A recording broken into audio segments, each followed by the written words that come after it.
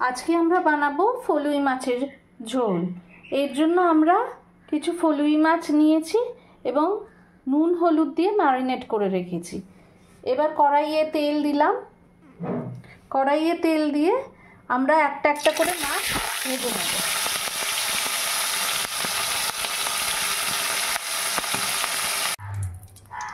এইবার তেলে আমরা মাছগুলো সুন্দর করে ভেজে রেখেছি। এবার তেলে আমরা কালো জিরে ফোড়ন দিলাম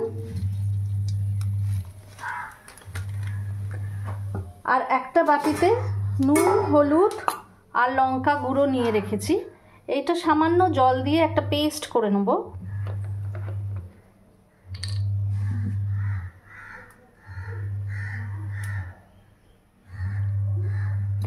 এই পেস্টটা করে এবার আমরা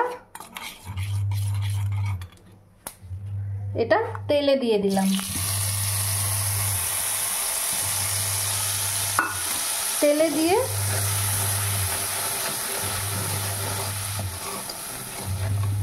একটু ভাজা হলে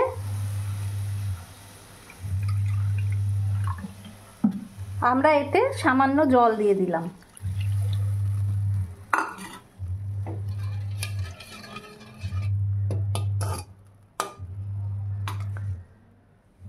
এবার আমরা মাছের পিসগুলো এর মধ্যে দিয়ে দিলাম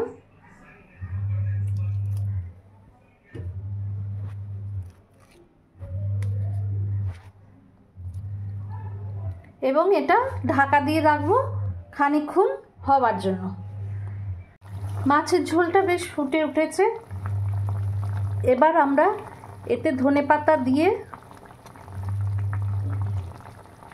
গ্যাসটা অফ করে দেবো।